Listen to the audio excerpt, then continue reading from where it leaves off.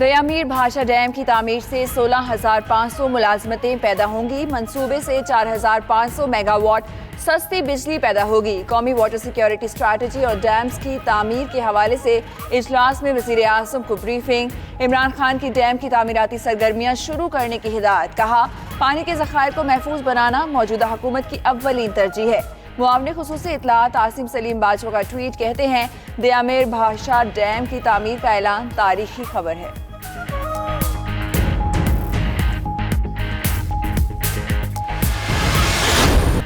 छोटी मार्केट्स के बाद शहर इक़्तिदार में भी बड़े शॉपिंग मॉल्स खोलने की भी मशरूत इजाज़त। डिप्टी कमिश्नर इस्लामाबाद ने नोटिफिकेशन जारी कर दिया। बड़े तिजारती मराकज़ पीर से जुम्मा शाम 5 बजे तक खोले जा सकेंगे। उधर सिंध हुकूमत का मजीद 4 महकमों के दफातर खोलने का ऐलान। लॉकडाउन में नरमी के पहले रोज दुकानदारों और शहरियों ने SOPs की धज्जियां उड़ा दी। कई शहरों में कारोबार शाम 4 बजे बंद करने की पाबंदी की भी खिलाफ वर्जी।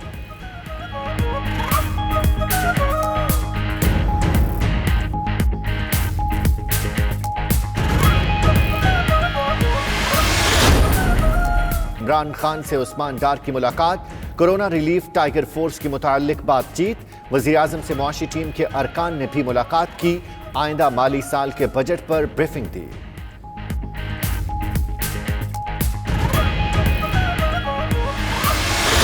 बिलावल भुट्टो की वफाकी हुकूमत पर तनकीद। कहा, मरकज सूबों की मदद कर रहा है, ना उन्हें खुद काम करने दे रहा है। बिलावल की वफाकी हुकूमत को ताउन की पेशकश। वज़ीर आज़म को बैटिंग लाइन पर नजरसानी का मशवरा। 18वीं तरमीम पर बहस का इंदिया भी दे दिया।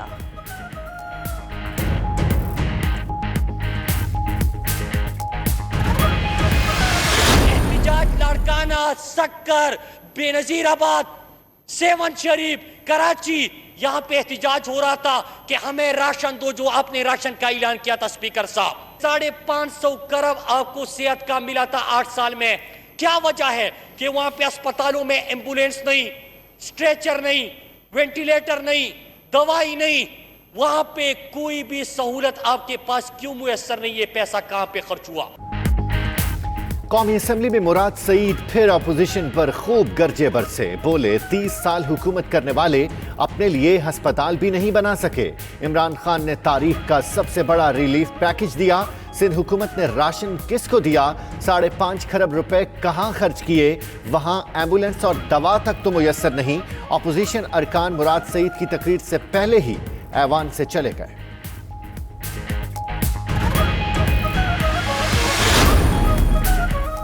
चीन से तिब्बी और इमदादी सामान की एक और खेप पहुंच गई। वज़ीर आला पंजाब सरदार उस्मान बुज़दार ने एयरपोर्ट पर सामान वसूल किया। हिफाजती kits, N95 mask, surgical mask और दीगर जरूरी सामान शामिल। उधर सऊदी अरब भी पाकिस्तान की मदद में पेश पे। सऊदी फरमारवा शाह सलमान के फलाही इमदादी इदारे की सरगर्मियां जारी। पंजाब के 10 अजला 22,000 मुस्तहिक खानदानों में राशन की तकसीम।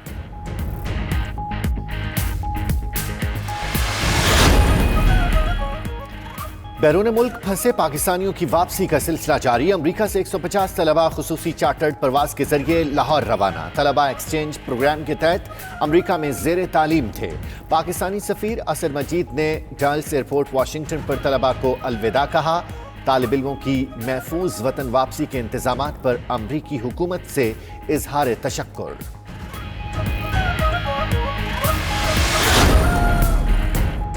पंजाब में मैट्रिक और इंटरमीडिएट के लाखों तलबा और तालिबात के मुस्तकबिल का हतमी फैसला आज होगा। सूबे के तमाम तालीमी बोर्ड्स के सरबराहों का इजलास आज तलब कर लिया गया। वज़ीर हायर एजुकेशन की ज़ेर सदारत इजलास में तलबा की बगैर इम्तिहान प्रमोशन के तरीकाकार की मंजूरी दी जाएगी।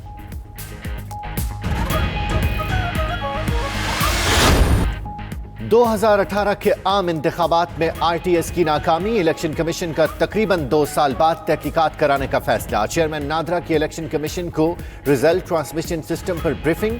Chief election commissioner Sikandar Sultan Raja का RTS की नाकामी पर नादरा पर इजहार बरहमी। कहा, आम इंतखाबात में ये सिस्टम क्यों नाकाम हुआ, मुकम्मल इंक्वायरी कराई जाए।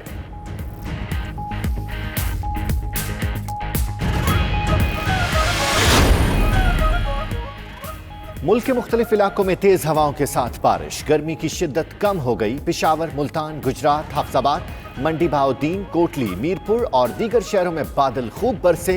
ओकाड़ा, दीपालपुर, मंचनाबाद, हजरा शाह मुकीम, आरिफ वाला में भी रिमझिम बारिश के बायस मुख्तलिफ इलाकों में बिजली की फराहमी का निजाम दरहम बरहम हो गया।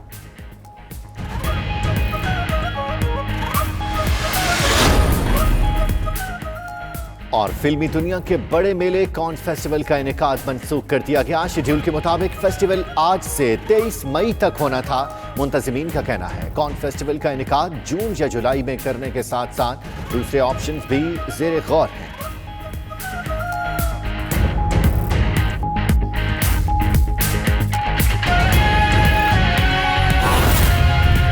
एसओपी सेट तो कर दी गई हैं, लेकिन एसओपीज ऐसी हैं कि वो ब्लैंकेट एसओपी सेट कर दी गई हैं कि सबको बता दिया गया है कि उसने मास्क पहनने हैं या उसने हैंड सैनिटाइज करने हैं या उसने जो है एक डिस्टेंस रखना है।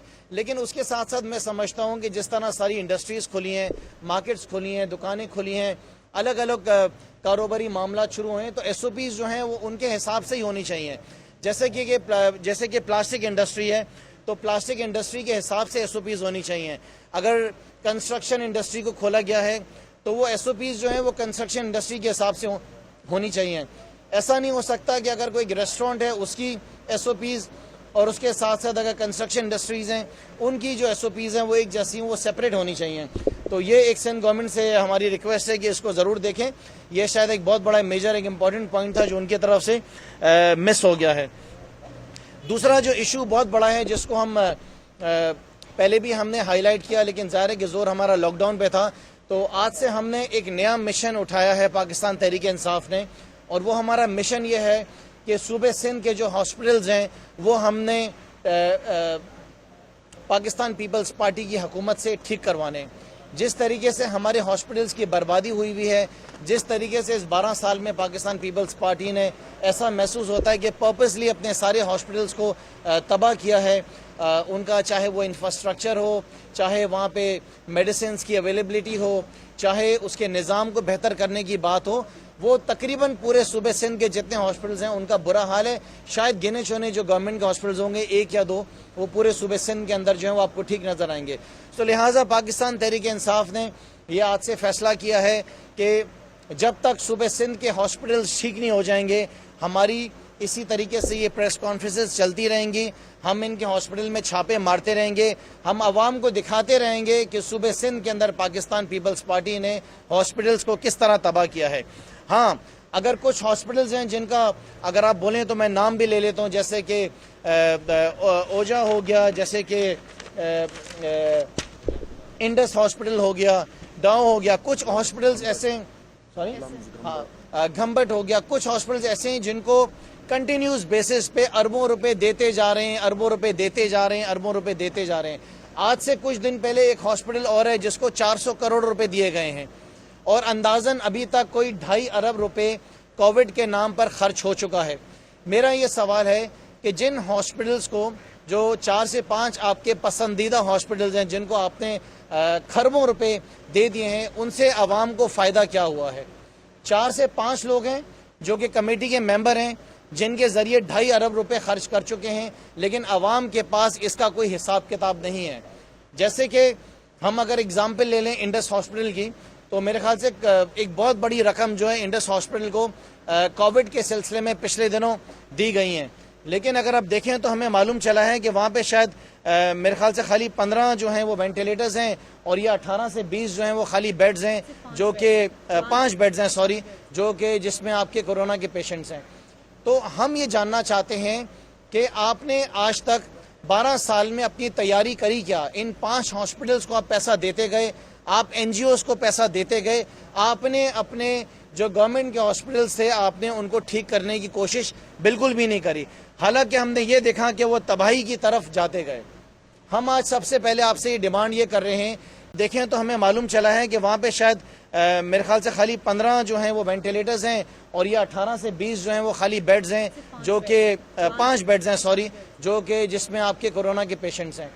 तो हम ये जानना चाहते हैं कि आपने आज तक 12 साल में अपनी तैयारी करी क्या? इन 5 हॉस्पिटल्स को आप पैसा देते गए, आप एनजीओज को पैसा देते गए, आपने अपने जो गवर्नमेंट के हॉस्पिटल्स थे आपने उनको ठीक करने की कोशिश बिल्कुल भी नहीं करी। हालांकि हमने ये देखा कि वो तबाही की तरफ जाते गए। हम आज सबसे पहले आपसे ये डिमांड ये कर रहे हैं